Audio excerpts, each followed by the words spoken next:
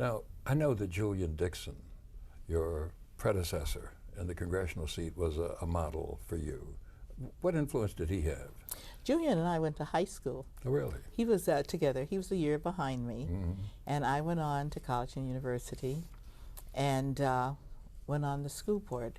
Julian was elected, and he ran against David Cunningham and Nate Holden. I think Sure, you I know know the two both of them. And Julian won and came here. That was about 1978, and came to, I'm sorry, not here, came to Sacramento. Right.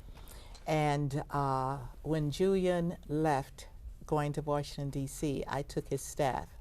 His district was always on the inside of my Senate district. So we worked together on many, many issues. I chaired the Health and Human Services Committee for 17 years. So we did a lot of the health legislation, and we coordinated it with his staff. And we talked off and on about issues that impacted on our district.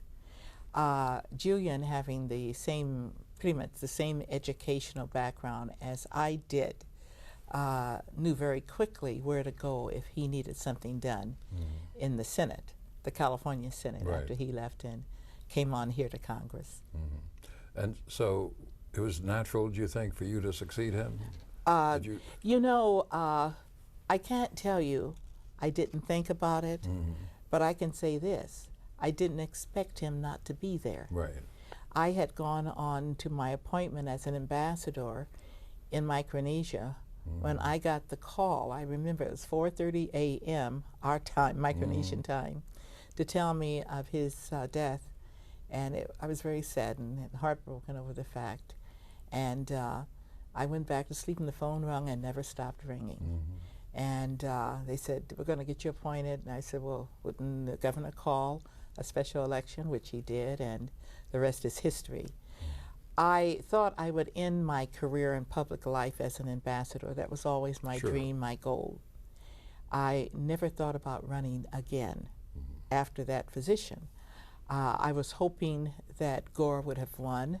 I thought I could get another appointment from him. I was appointed by Bill Clinton. And, but everyone knows what happened in 2000. And of course, when my president went out of office, that was the end of that. And then Julian died, so everything kind of dovetailed in. And before I knew it, I was sitting here in Congress. Now, somebody else that served as kind of a mentor is the late and warmly remembered Kenny Hahn, the supervisor. Yes. Kenny what was the relationship? a massive influence, particularly in South Central Los Angeles. In fact, in the whole county. And Kenny had the respect of everyone on left, on the right side, and so on. He was the person who got things done, and he took advantage in the aftermath of the Watts riots and said, we have got to start examining the needs of the people who live in this disadvantaged area of Los Angeles. Should we not, we're going to be prime for riots in the future. And he was never so truthful when he said that. If you remember how the Watts riot started, Johnny Cochran made his name on defending, representing the wife of the young man. It was Deadweiler, who was killed taking his wife on the freeway, speeding on the freeway, because she was getting ready to deliver a baby, made the wrong move, was killed, and that started the explosion. Kenny understood that something needed to be done to change the level and the quality of life. And he said, first thing we need to do is put a hospital, county hospital out here that's accessible. I was born at LA County, which is up in northeast Los Angeles.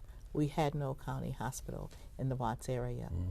So he was the driving force behind that, and we're still fighting over that hospital today. I know you are. The other thing that was very, very impressive, he brought to Los Angeles a man by the name of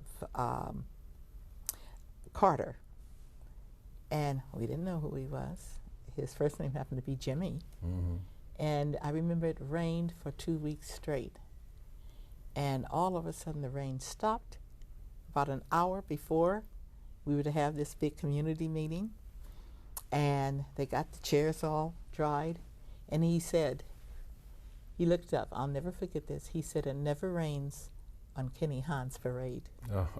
He said, I want to introduce you to someone, and I want you to remember this name. His name is Jimmy Carter. Mm-hmm. And that did it. All Kenny had to do is say, here's Jimmy Carter. When the presidential election came up, everybody out there, I'm voting for Jimmy Carter, because Kenny Hahn said so.